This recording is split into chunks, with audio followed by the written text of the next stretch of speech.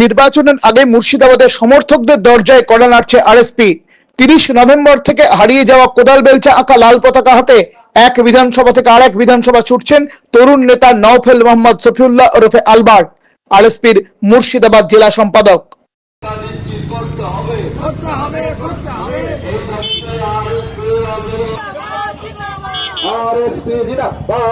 জাতীয় দলের তকমা হারানো আরএসপির কিন্তু এমন দশা ছিল না বাম জমানায়।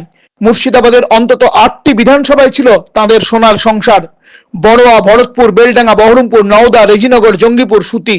আগামী নির্বাচনে মুর্শিদাবাদের ২২টি বিধানসভার মধ্যে শাসকের পরীক্ষা যে কটি আসনে তার মধ্যে নওদা অন্যতম। নওদার জমি উদ্ধারে আমতলায় নভেম্বরের শেষ দিন সমাবেশের ডাক দিয়েছিল আরএসপি। বিপ্লবী দলের নেতারা সেদিন সাম্প্রতিক কয়েকটি ইস্যুতে আমতলার দলীয় কার্যালয়ের পাশে অগ্রহায়ণের বিকেলে সেদিন আক্ষরিক অর্থেই গর্জে উঠেছিলেন। আমরা প্রশ্ন করতে চাই, এসআইআর এই প্রথম নয়, এর আগেও বহুবার হয়েছে।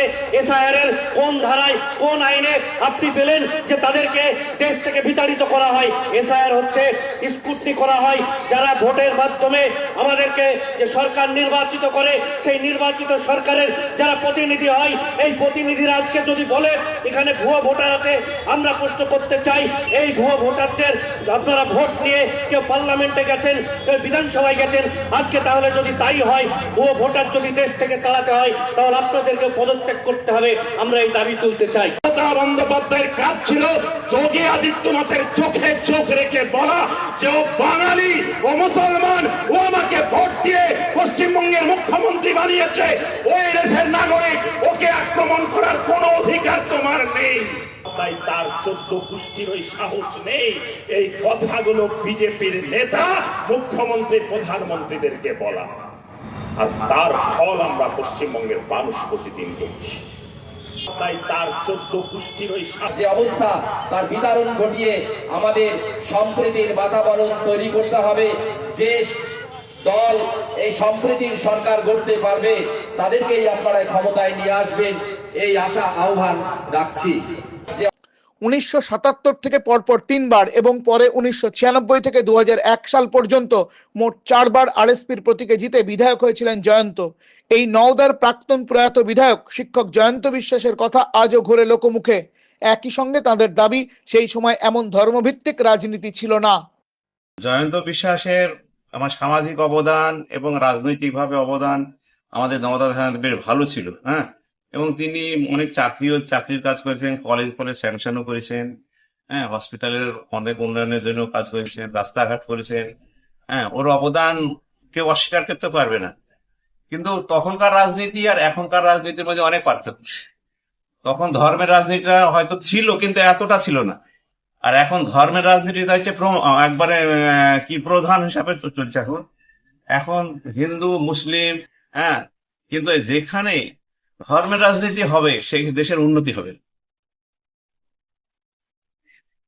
এইটাই আমি জানি, আর তাছাড়া কিছু নয়। দেশের এখন মানুষ পার্টি করছে, রাজনীতি করছে নিজের স্বার্থে, আর আগেকার লোক পার্টি করতো, রাজনীতি করতো দেশের স্বার্থে। এইটাই পার্থক্য এখন রাজনীতি। নওদার মাটিতে বাসুদেব রায়চৌধুরী, আব্দুস সাত্তাররা জনমনে রোপণ করেছিলেন বিপ্লবী সমাজতান্ত্রিক দলের চেতনা। সেদিন গিয়েছে। আরএসপির মুর্শিদাবাদ জেলা কমিটিতেও এসেছে নতুন যুগের হাওয়া। তরুণদের কাঁধে হারানো জমি উদ্ধারের ভার। জয়ন্ত বিশ্বাসকে স্মরণে রেখে মুর্শিদাবাদ জেলা সম্পাদক নওফেল মোহাম্মদ সফিউল্লাহ ওরফে আলবার্ট নওদার নতুন প্রজন্মকে সেদিন জানিয়েছিলেন, তৃণমূলের মাতব্বরদের গোষ্ঠীদ্বন্দ্বে বাতাসে বারুদের গন্ধ আজকে নওদার মানুষ দেখতে, নওদার মানুষ অনুভব করছে। নওদার মানুষ প্রতি পদে অনুভব করছে যে নওদায় একজন নেতা নেই, জয়ন্ত বাবু নেই। যে জয়ন্ত বাবু নওদার মানুষকে মানুষের মতো বাঁচবার জন্য, মাথা উঁচু করে বাঁচবার জন্য, একদিকে সত্তার সাহেব, একদিকে বাসুদেব রায়চৌধুরীর নেতৃত্বে জয়ন্ত বাবুরা যে কৃষক আন্দোলন শুরু করেছিলেন, সেই কৃষক আন্দোলনের মধ্য দিয়ে নওদার যে কৃষক মাথা উঁচু করে বাঁচতে শুরু করেছিল, শ্রমজীবী মানুষ মাথা উঁচু করে বাঁচতে শুরু করেছিল, আজকে তৃণমূলের শাসনে নওদার যুব সমাজের ঠিকানা হয়েছে পরিযায়ী শ্রমিক।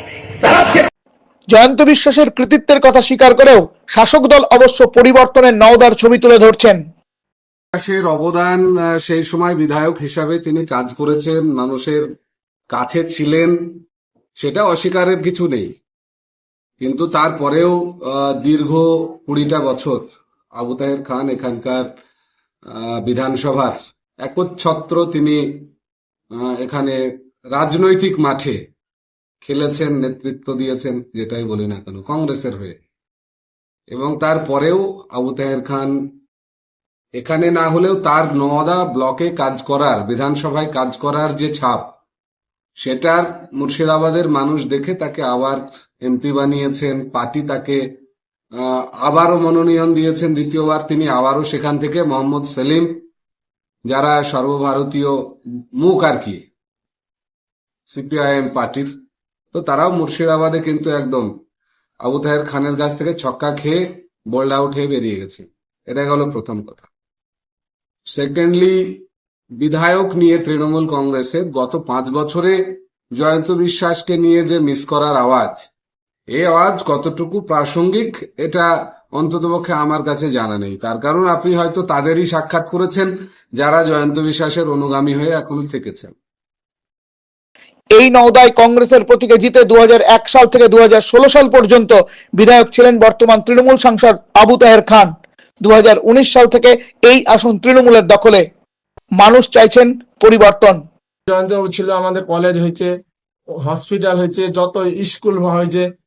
আবু তাহের যখন আসলো কংগ্রেসে তখন ও কোনো উন্নতি করেনি। তারপরে এখন তৃণমূলে আসার পর কিছু হয়নি। আমাদের স্কুল কলেজ, আমাদের ছেলেপুলির যে পড়াশোনা করে, আমাদের সব ব্যবস্থা ভেঙে পড়ছে। মানে স্বাস্থ্য থেকে, শিক্ষা থেকে আমাদের সব শেষ। হ্যাঁ, এবার ছেলেপুলি এই যে পড়াশোনা করেছে, চাকরি পাচ্ছে না, পাচ্ছে না, চারিদিকে জোর দিত। আমাদের অবস্থা খুবই শোচনীয়। হ্যাঁ, আমরা কোনো ব্যক্তিগত, আমি কোনো পার্টি করিনি। আমার কাছে সবাই আসে, ও সিপিএম, কংগ্রেস, তৃণমূল, বিজেপি, সবাই সন্ধ্যাবেলায় এসে বসে। হ্যাঁ, আমার একটা জিনিস চাই যে স্কুলটা ক্লাস হোক, ছেলেপুলি পড়াশোনা ভালো হোক।